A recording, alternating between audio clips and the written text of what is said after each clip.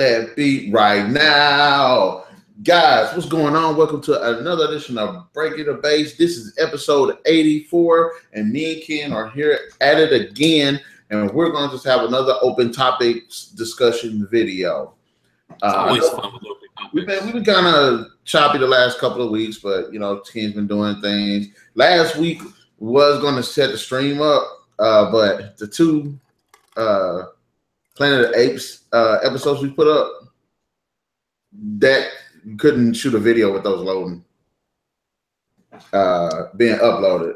You know what I mean? Because this would have messed it all up. You've been seeing like, what's wrong with him? What's wrong with these people? You'd be like, why is his hands like that? But yeah, that's the reason why. Outside of those two episodes, we didn't shoot a video last week. But this week we're doing another open discussion. Yes. So Ken, I'm gonna go ahead and let you start this thing off, man. What is it? The first topic of the day. Do you remember we talked many moons ago about science fiction movies and sucky movies and all that good stuff? Yeah. And turns out that one of the movies we talked about is actually getting a sequel. What is it? Believe it or not.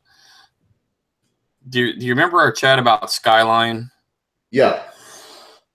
Where the aliens are invading the Earth and they have that blue light and sucking people into it and all kind of crazy stuff? Yeah, I remember that. Believe it or not, since 2010, coming to, let's see, when is it coming? I don't see a release date on it yet, but they're coming out with Beyond Skyline, the spinoff. The spinoff? A whole, yeah, like a second movie. Oh, they call it a spinoff. It's like a spinoff. What, they gonna be talking about a rogue alien or something? No, it looks like from the trailer. I mean, the trailer looks actually pretty good. I mean, I may actually watch this one. You know, Skyline I was really interested in too because it was so different. But then you watch the movie and you're like, oh, God, what the hell happened? I thought the aliens were pretty cool. That was different. That was, you know, really interesting and all. But this one, I think it may go direct to DVD. It's really hard to say. I don't know if this one's going to make it to the theater or not. I was trying to see if it had a release date on it, but it looks a little bit different. They add some extra things that we didn't see in the first movie. This is kind of it looks like it's taking part at the same time as the movie originally. Yeah. But like on a different side of town or a different area or a different city, something along those lines. Because it's like a guy and his brother, and they're riding a train, and, you know, stuff starts happening, and everybody's starting to freak out, and they just kind of roll into it, kind of like we saw in the last movie where everybody's like, something's going on, we see stuff, and then it happens. Similar concept, better graphics. I mean, from what I saw in the trailer, and you can look at it yourself, it actually looks pretty darn good, and there's, like I say, a lot of different characters, newer alien-type characters in there. There's some bipedal looking creatures, not like the little floating squiddy looking things or the big rhino looking things. Yeah. I mean, they are in there. There's a lot more, looks like in it. Looks like a little more in the ship action, and there's a bunch of other stuff going on with it, but it looks pretty freaking cool. This is like he's got Frank Grillo, and Frank Grillo is awesome. Well, there's a lot of folks, and some of them I didn't recognize. I mean, you know, but it actually looks pretty decent. I'm very kind of surprised. And watching the trailer actually really kind of got me interested in it. So, you know, as much as I really didn't care for the original, I think I will give this one a shot. I thought, like I said, I didn't mind the original one. It wasn't as bad as people said it was to me. Because when I first heard about it, it was like, this is like, you couldn't wipe your rump with the movie. And I watched it, and I'm like, okay, I mean, the story ain't as compelling as it could have been, and, you know, some of the characters could have been better, but I did like it for what it was. It was an interesting take on the alien genre and all of that. It was different, and it was some uniqueness. It just, I don't know, I don't know where, I mean, I liked the technology. The aliens were pretty cool, what they were doing. I wish they would explain that a little bit more, you know, what their purpose was, and, you know, finally just showing up and sucking all the people off the planet. I mean, we know eventually that they use them for their brains, basically. But You know, it doesn't make a lot of sense. There's a lot of, you know, there's just some missing stuff there, and hopefully maybe in this Skyline reboot or Skyline Part 2, we'll actually find out that's going on about that. It looks cool, man. I'm looking at the trailer right now. You see the big wrist bracelets and stuff they got? Yeah. And the big bipedal looking dudes he hits with that RPG. Oh, snaps. Yeah, see. I want to see how they are able to oh, they got humanoid ones too. Yeah, that's what I'm saying. They got these big bipedal looking dudes, but they're huge. You know, they're like probably 15 feet or so tall. They're not short, they're big. I want to know how they kill these things, because in the first movie, that made it seem like they couldn't kill them. It didn't seem to be very easy, that's for sure. Especially when he got that one, he was kind of like lying on his side and snatched that dude and sucked his brain up and fixed itself. You know, like because remember when they nuked the ship? Oh yeah, they thought it blew the crap out of it and it started rebuilding itself. Yeah. This Beyond the Skyline does look pretty cool. It looks better than the original. Yeah. Looks more action, definitely more action packed. Yes. See, I think maybe that's what was missing from the first movie. It just they had kind of this long draw out, you know, trying to be suspenseful about the alien invasion and everything that was going on, but they, you know, and then they had some brutality for a while, and they kind of went away to a romance story, and it kind of went back to the action. This one looks like it's going to be kind of a little slow to begin with, and then kick it and just keep on going. Yeah. See, I like that was another thing. I did like the main two characters, the man and the woman, because I did like their relationship. Mm-hmm. And I did like how the movie kind of played off of it at the end. I mean, it was like, no, what happens? I mean, I thought it was cool, but I thought it was kind of messed up. Yeah, he turns into a pink behemoth. Yeah, or a reddish color, yeah. Alien. But now what are you gonna do, tough guy? I want to know, do you think that this that would have something to do with this movie? Like maybe she'll show up, or maybe maybe I don't know if it's gonna. I think it's happening simultaneously. Yeah, that's what I mean. Like, and there may be some concurrence. You know, not knowing where they're at. Yeah. And the other one, you know, I think was in California. I think is where the setting was. Oh, okay. This one looks more like in a city, so like that was West Coast, this is East Coast. Oh, and it did look like it was in the jungle too. So they moved. Well, yeah, and there was somewhere, you know, some other city. I mean, it could be anywhere really. But they had that city there, that old hidden city. So I don't know, but we'll see. I mean, I will look for it when it comes out, and I'll check it out. That's for sure. Okay. The trailer did look pretty cool, and again, I like Frank Grillo. The man's when he played some action role. He was in The Purge 2 and 3. That's where I recognize his face from. Yeah, he was in Captain America. Yes, he was Crossbones. Yeah. Well, he wasn't Crossbones to begin with, but yeah. So, you know, the man plays some pretty sweet action roles. I've seen him in like I want to say 2 other movies, but I can't think of what they are. And I feel bad for that because so far I've seen him do is pretty awesome.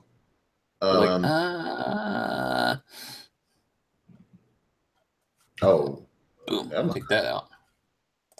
Well, that's one. Okay. What you got? Big Sky. Is that let me see. This the one with that girl? Yeah. He was in Big Sky. Okay. Because I saw that was a pretty sweet movie. And Edge of Darkness. That the one with Mel Gibson? I don't think so.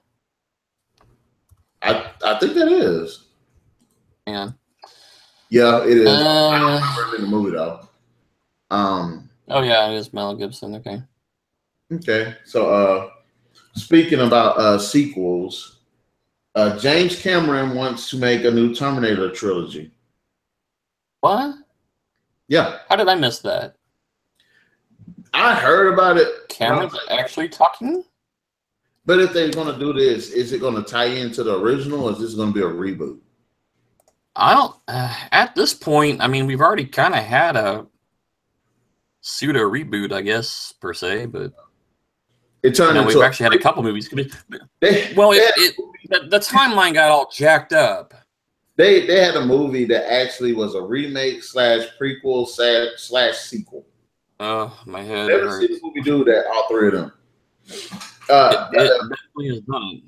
We're talking about like, Terminator Genesis, for those who don't know. And yeah, it's just weird. It changed up the storyline, and I didn't mind that because I thought it was an interesting step in the right direction. But the problem is that movie should have been a standalone movie, and it would have worked out a hell of a lot better. They tied everything in, but it ended up happening sooner and earlier and later than it should have. If that makes any sense, because it's time travel, so yeah, kind of throws you off. It's kind of like you remember what happened in the Sarah Connor Chronicles. Yeah, where they were back in like 1980, whatever. Then they end up jumping to the 10 years later. Yeah, 10 or 15 years later, they jump back into the system, and it's like they missed Judgment Day, everything changed, but then again, things didn't change. Yeah, and it wasn't so bad there, but it was, in the Genesis was just it messed up everything. What they did was, like I said, they tried to make it like a prelude to a whole trilogy, and it's like, no, that movie, even though they did change up the timeline and stuff, if they were just focused on making it a good standalone movie, it would have worked. If they would have said, hey, Skynet sent another Terminator even further back into the past, that would have made sense. But they put it to where you don't know who did it. Yeah, they leave it up in the air. It's like, is there another faction? Yeah, they never explained. Well, see, that would have tied into the Sarah Connor Chronicles very well, actually, because it would have made sense. Because they had, a faction of the Terminator, or the machines, that didn't care about the enslavement of man. Mm-hmm. They didn't care. They were just, over it. Like the I can't think of her name now. Singer from Garbage. Yeah. And she was a T-1000 or later system that, didn't want to have that. She was actually awesome. Yeah, I like the one where she's a urinal. Kills that dude right then and there, man. Just mops the floor with him. Yeah. I heard she's a butt. What? Unemployment is granted. But she, like I said, she's actually Shirley Manson. Yes. She was awesome. I should know. I think I worked in radio for 16 years. I would remember Shirley Manson. And she's actually, I think, my favorite character on the show.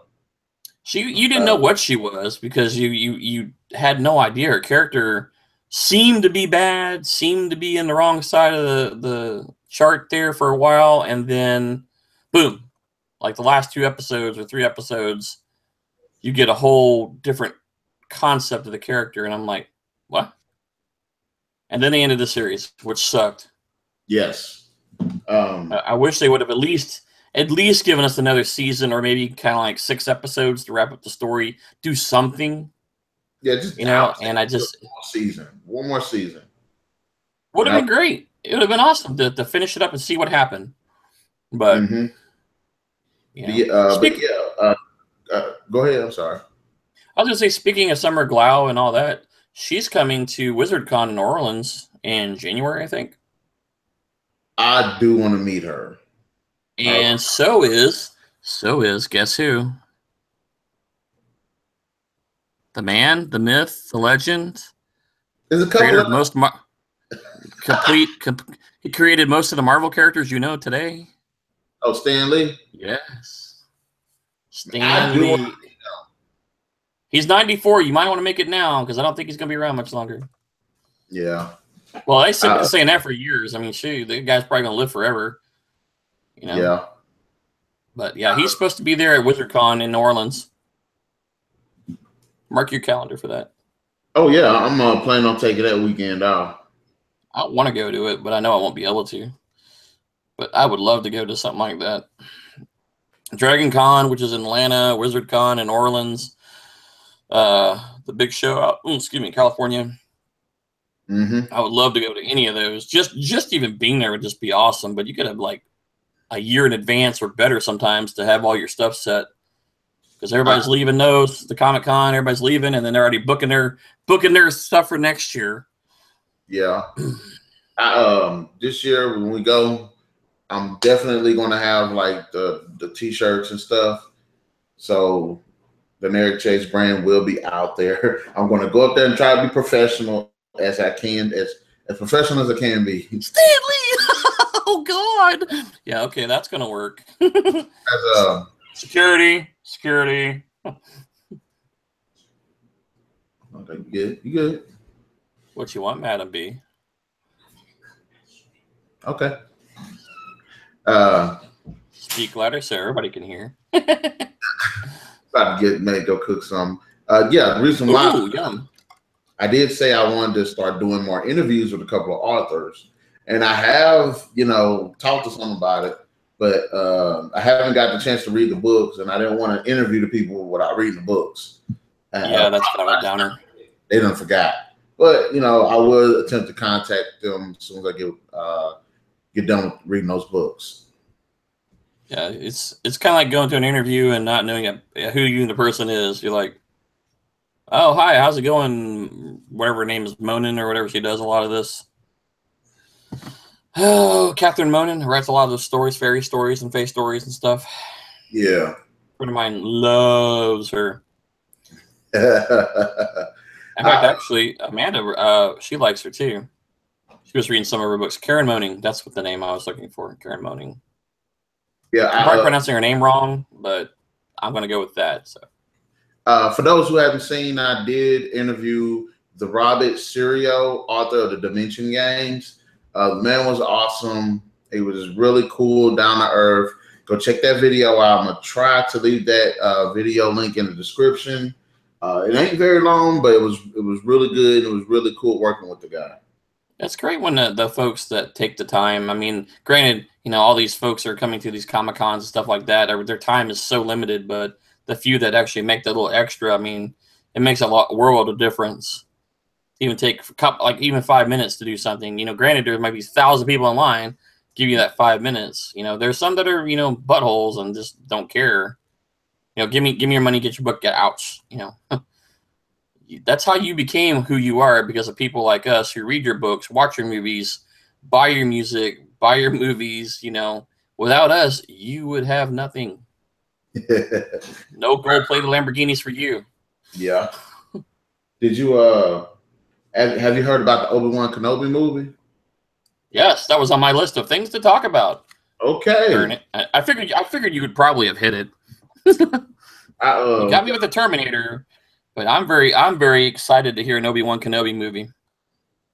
I really want to see it.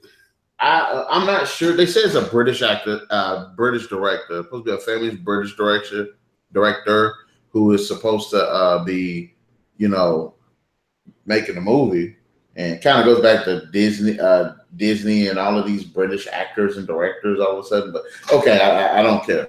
But do you think that Ewan McGregor should return as Obi-Wan Kenobi? Yes, I think he should.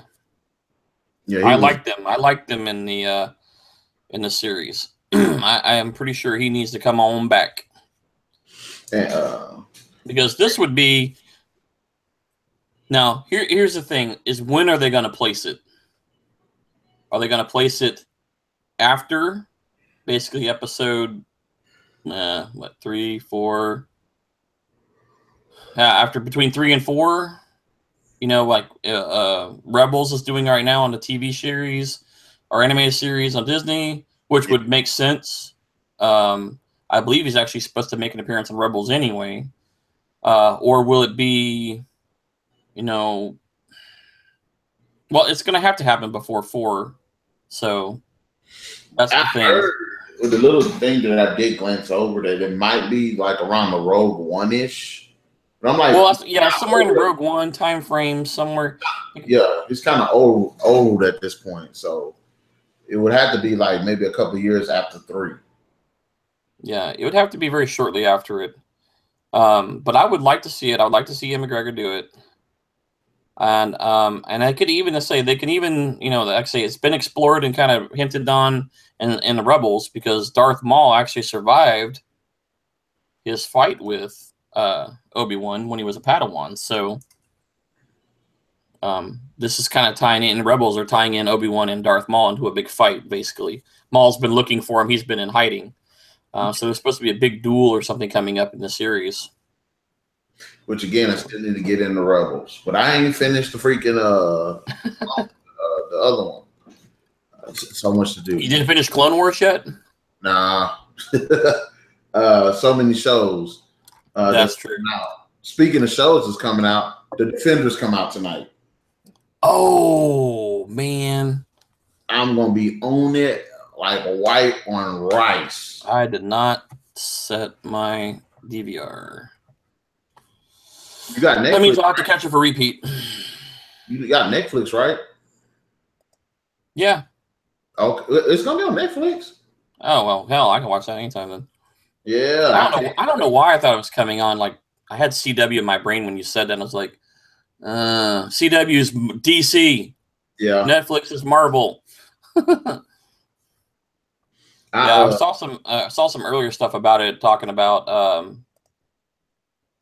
Sigourney Weaver playing the bad guy in the series, and some other stuff was on there too. So that what is the one chick that played Elektra? Oh, Jennifer Gardner? No, not her. The one that's in Daredevil, the series. Oh, and the TV series. Yeah. Hang on. And Netflix is Elodie Young. That's what it is. It popped up in my head as soon as I typed what's her name in. Elodie Young, and it looks like she's going to be in the series too. And I'm interested to see, since she is going to be a part of the Hand, is she actually going to be like the actual leader of the Hand now? Because at the end of season 2 of Daredevil, they're I guess in the process of reviving her. So and it do show in the trailers. I think at one point she's actually fighting Daredevil. So I'm interested to see how they're going to play that concept out. Have you seen any of the other series like Jessica Jones, Luke Cage, Daredevil, or Iron Fist? Iron Fist. I have not seen any of them. My boss, everybody around me, seen most of them. But for me, getting to sit down for a period of time, is almost non-existent.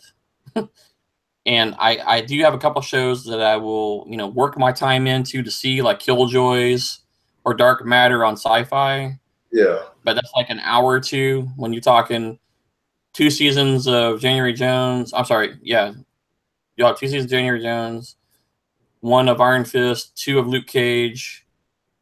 Daredevil's going on its 3rd season now, I believe. That one ain't came out yet, but it's supposed to be on the 3rd season soon. And then the Punisher's coming out as a separate series. Yeah. Whew, that's a lot of series. I watch 6 hours a week on TV. I've watched all of them. The one that I didn't like as much was the Iron Fist one. I was kind of... I remember reading the comics as a kid, and I didn't quite... I mean, I read them, but I didn't dive into the story. I mean, I always saw Luke Cage and Iron Fist in the comics and always going together and everything, but it just never individually matured into an interest. It was reading comics because I like reading comics, but it's like watching a show that you just watch to watch, and you just don't dive into it as much. Yeah. And same thing, like I remember reading Black Panther way back when, but I never clicked into it until, we're talking 20 years, 25 years later. And now you got the character in the movie. And then the more I read about the character to find out more about it, the more I'm like, wow, that's really cool. I didn't know that. And if you want to know about that, go back 3 episodes or 4 episodes. We talked about Black Panther. I think it was like 4 episodes ago. Where we talked about Black Panther in the movies and how smart he is compared to like Tony Stark and all, and how rich and wealthy he is. Again, we would say Black Panther is completely awesome. Freaking sweet. There's a lot of cool stuff there. I just never knew. Episode 81. Yeah. Go back. I was close. 1, 2, 3. Yeah, 3. I was close. Let's cut that pinky off right there, okay? But I'm the Defenders does a great job of balancing out the characters.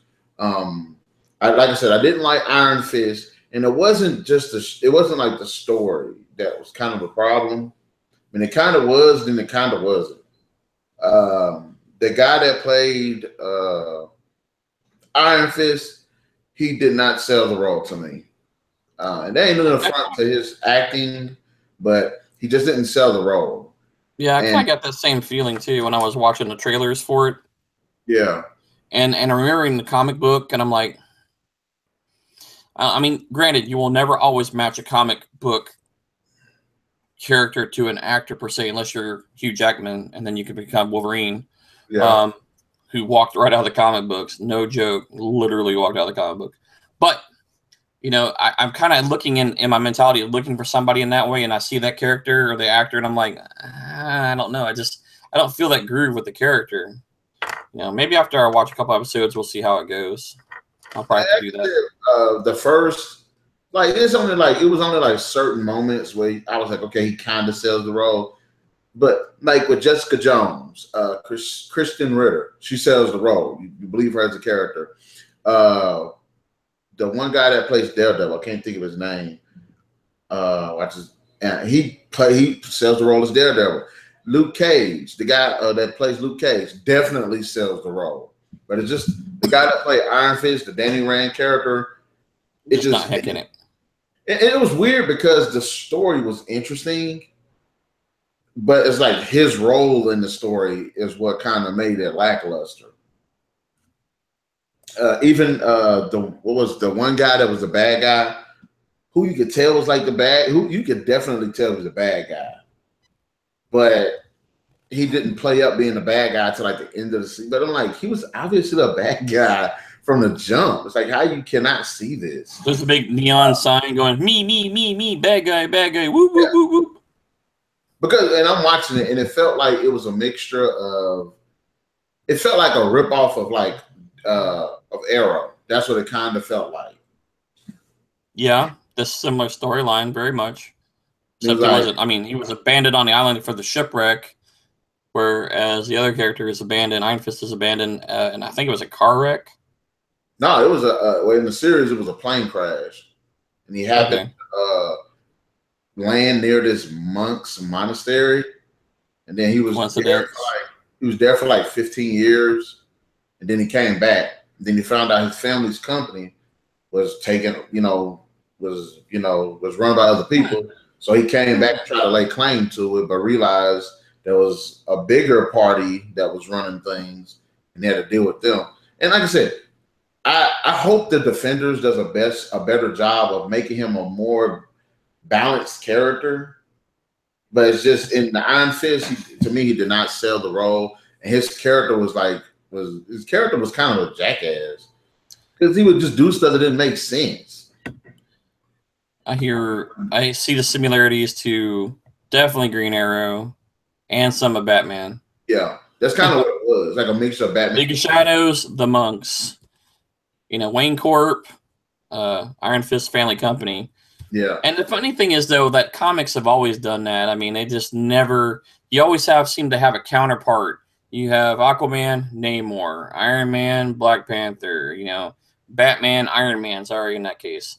Yeah. You always have a mixture of similar characters that are there. And obviously some stories cross because they find something that works really good. And also you have to watch at the time frame those comics were created, too. Yeah. Because a lot of comic characters are based on what's going on at the time of history. What's going on? There's, Vietnam War, Korean War, World War II, of all things, conflicts, poverty, the Great Depression. I mean, all these different things affected comics. And comics were a way for people to escape. So a lot of times you see that throughout comics, especially older comics. You see a lot of really stuff, variant stuff like that, which is interesting. And I'm sorry to interrupt, but everybody pay attention. My boy Ken got the bat signal up, and I got my boy Master Chief on the screen. Yep. I can do my Darth Vader again if you want to see Darth Vader. Yeah, he did have his Darth Vader. Yeah, such a nerd. Here, let's do one that's even better. Let's my tribute to Disney. Oh man, I didn't get some props like that. I don't even look. My balls all bare. Do you know how long it took me to get my parents to bring me this? My parents go to Disney World like all the time, and I told them, I said, "Hey, I found out they had these Darth Vader helmet with the mouse ears on it." Yeah. I said, "Bring it to me," and so they did. I got all kind of cool stuff up on my shelf of garbage up here. I like bad guys, so I got a lot of bad guys up there, though. Darth Vader, Punisher. Well, he's not a bad guy. I got Han Solo Limited. At least you look up at it over your stuff. I had to look past mine because my bookshelf right there. Because all I got is I've got bookshelf. Well, I've got some cool stuff above me. I got some cool stuff on that wall over there. It's my Star Wars wall.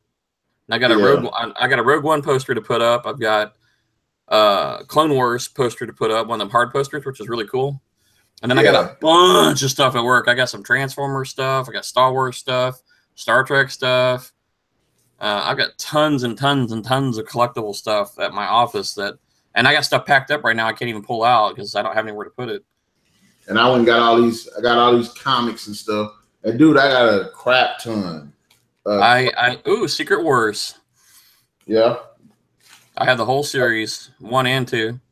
I got a book bag full of nothing but comics. I said I was gonna do like recaps and recap/reviews on the website. So I was kind of building up, and which this one is actually pretty good. You can't see it because it's backwards, but it's the Spectacular Spider-Man. I'm trying to. From the Shadows. It was actually a pretty good, pretty cool read. I'm trying to find out what the rest of them is, so I can have them and finish the entire series. Yeah, I have a bad feeling. Unfortunately, my other house, before I moved down here, all my comics were there because I didn't have anywhere to move them here. Yeah. So they've been sitting up there in a non-climate controlled environment, but they should still be sealed. So I hope my comic book collection survived. I had a lot of comics. I had well over 1,000 plus. And then when I was a kid, I had somebody steal about 500 out of my house. I kind of had an idea who it was, but it kind of sucked because I had like the original Star Wars comics that came out in 1977 that had Darth Vader, but he was green. Yeah. I had that whole series and everything. And one of my, as I thought, close and personal friends, there was 1 or 2 people that came back and took all my comics. Yeah. I was like, no. I had to go see them. I had to come see them.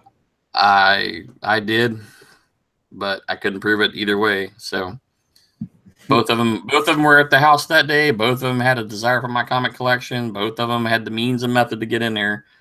I just don't know which one did it, which sucks. I had a lot of cool comics. That's okay. They got a comic book shop down here, and the comics are like $1 a pop, man. But they got a whole like thousands of them. Is it the one over by the base, Jack's? Yeah. And it's another one. I can't remember what it's called, but it's up. I think it's off Lemoyne. It's a comic book shop because it's like no. Well, there used to be one over here on Pass. Actually, there used to be a couple different ones. There used to be one over by Harbor Freight in the corner there. Yeah. And there used to be one on Pass Road by Thorpe Park housing area. I think I know you're talking. And it had the big bat symbol on the side and a bunch of other stuff, and they closed down. So there used to be a few. In fact, when I got my Superman number 75, I got it from the one over by Harbor Freight. I was trying to get the one that had the black armband in it, but I didn't have it. Everybody, my Fairy Tale, one of my favorite ones, but Natsu has to fight Laxus. It was awesome. Didn't like the fact that he beat him though. What else did you have on your list?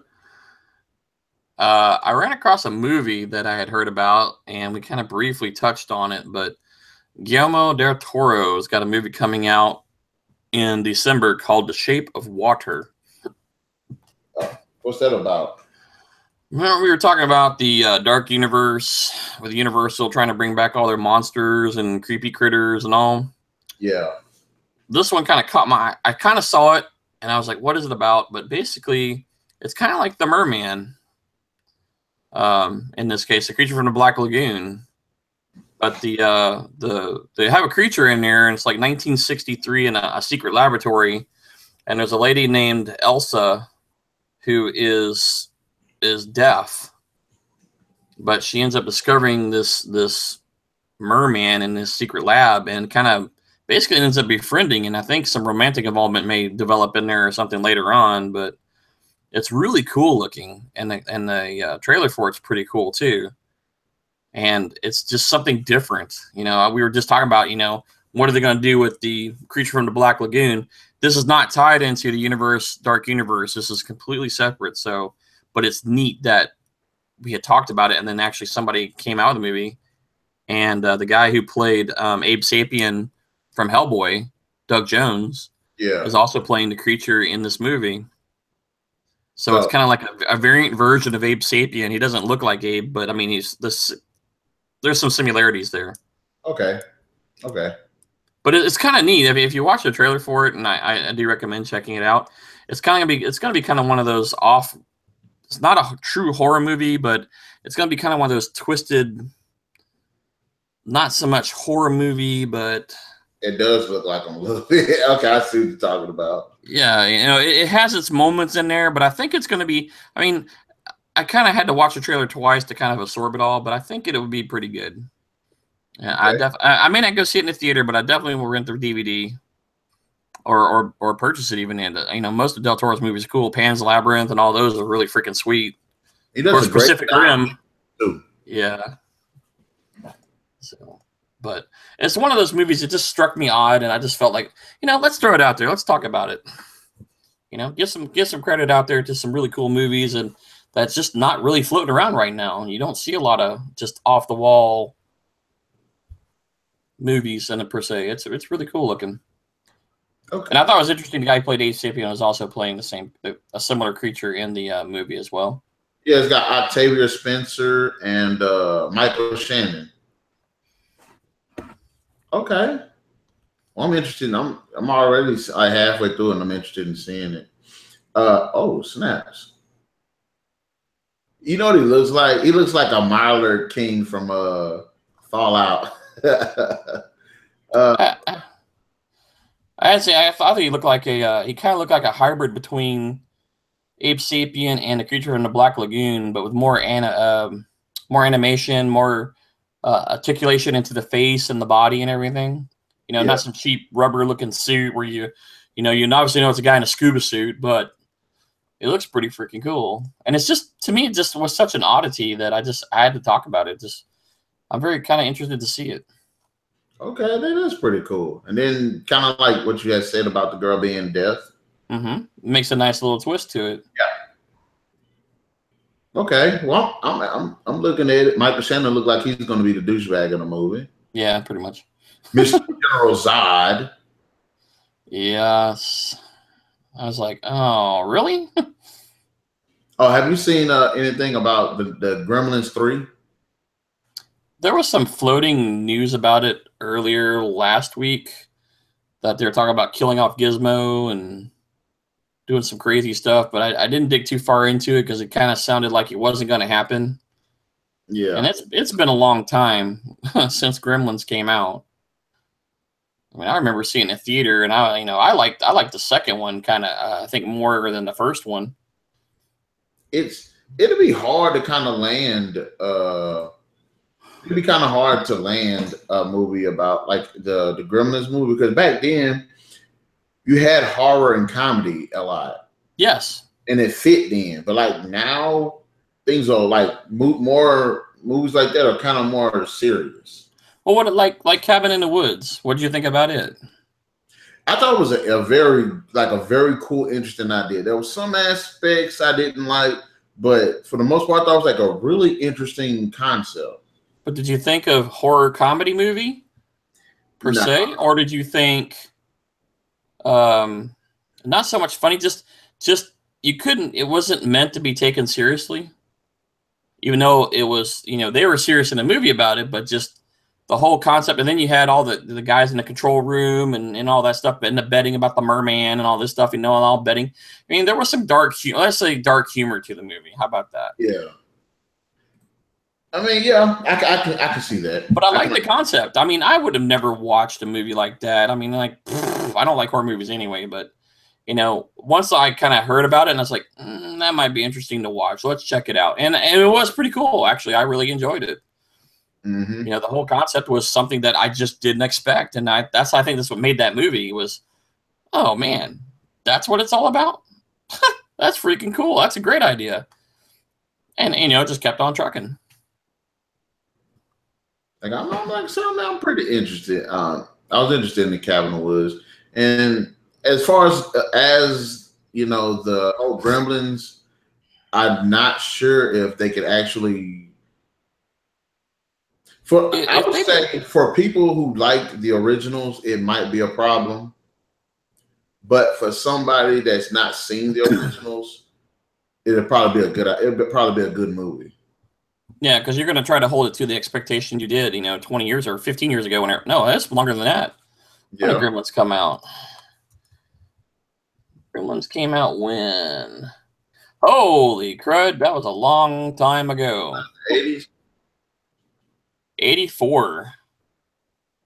Holy smoke. I didn't think it was that long ago. Dang. When was Gremlins 2 then? Let's see. Gremlins 2 was 1990, so 6 years later. 17 years. Yeah, it's been a long time. I don't know. I don't think actually. I was one of the people who saw Gremlins when it came out, and I liked both movies, and I liked it because it was funny. Yeah. But again, a more audience now would have a really difficult time probably processing that movie, and would think it was kind of campy or cheesy. But if they did a more modernized version of it, people like me who saw it in the dark comedy and the humor that it was might not like it. They might make it more grim and more gruesome. Very, very possibly could lose that audience. So I don't know. I think they should just let Well Enough be alone. If they're going to do anything, just reboot the damn thing and call it a day. Yeah. I don't, it's damn 20 plus years ago. So almost 30 years ago. And then if they did reboot it again, it'll feel like it'll be serious. It'd have to feel like it'd be more serious to kind of compete with what's going on now. Because I can't really think of like a horror comedy that they have now that's actually working. I mean, some horror has good comedy in it. Like I personally like the Fright Night that came out in 2011. Yeah, the reboot. It was horror, but it also had bits of comedy in it. Yes, had a little bit of that dark comedy.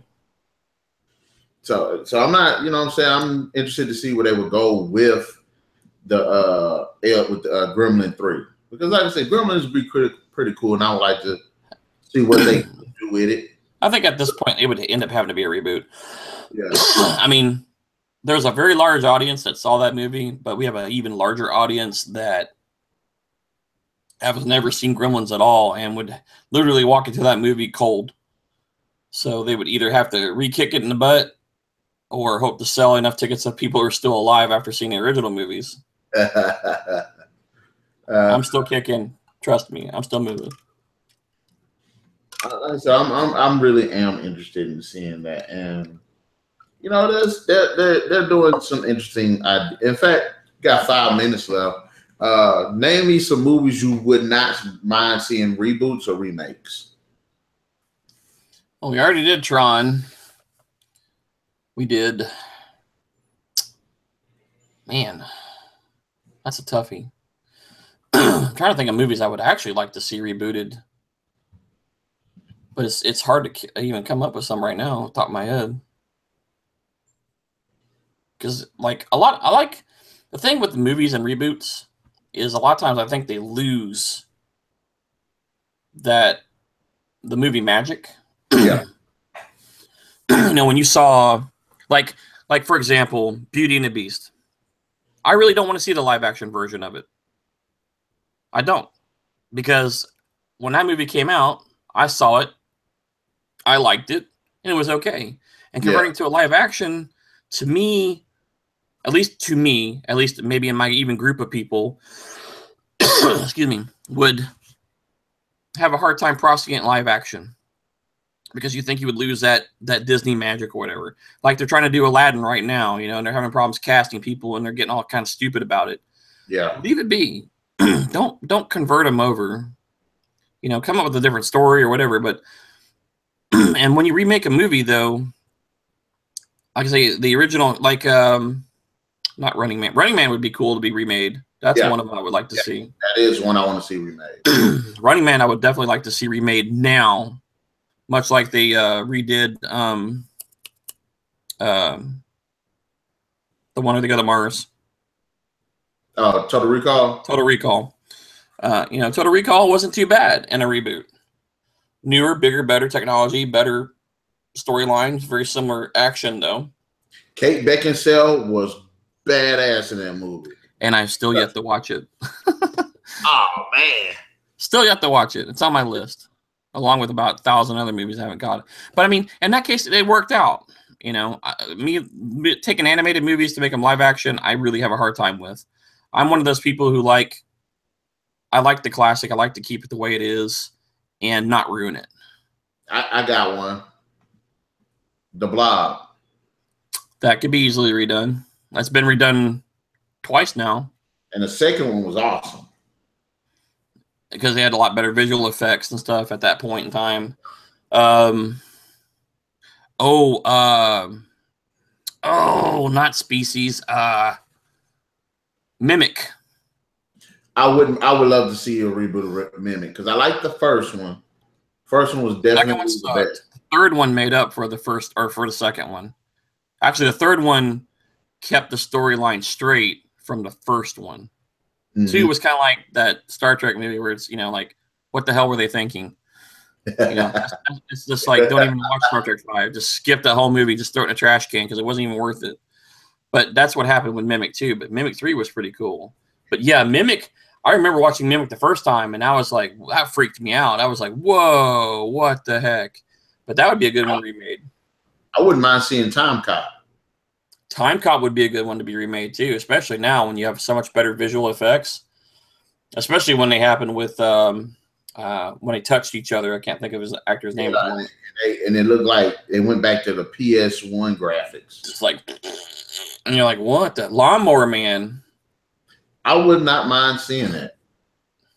Lawnmower Man remade would be really cool now, especially now with graphics and that movie was very state of the art at the time. I mean, you're talking some serious computing power in early 90s. Yeah, about 95. You didn't have the stuff you had like Transformers was mind-blowing for graphics.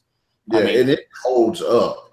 It is still hard to beat Transformers, the original Transformers, in the amount of processing power they had to use to make if you watch that movie in high def, like a 1080 or 4K, if you even have 4K, yeah, watch all the characters, watch their like little eye movements, and you can see like their eyes and stuff changing. You can see Optimus Prime when he transforms for the first time, watching those wheels spin, you see the dirt stuff flying off. I mean, it's pretty impressive.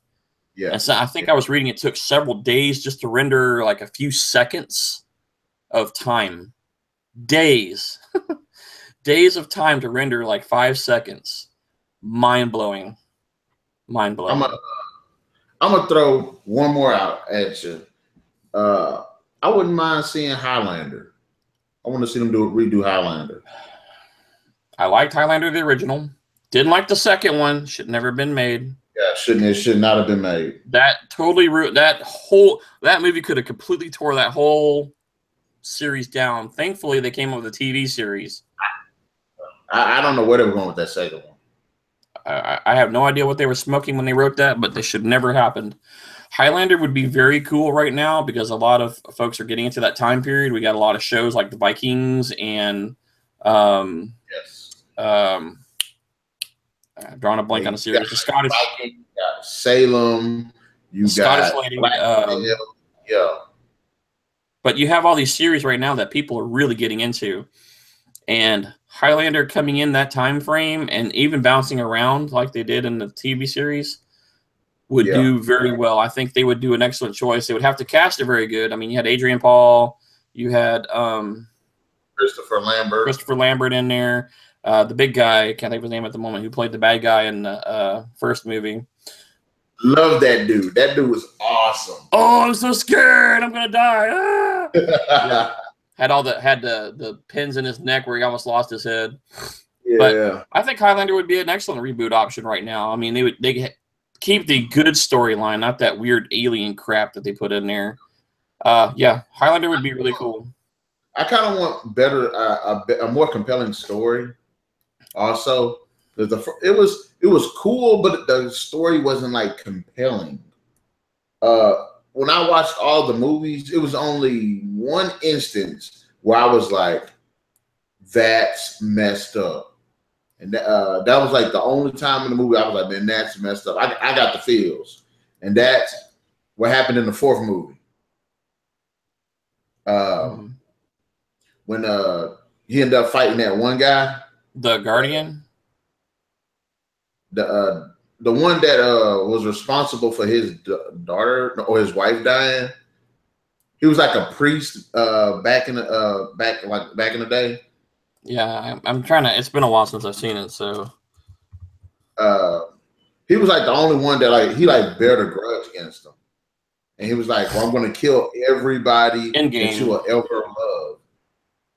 And I'll continue killing them. Yeah, I think that is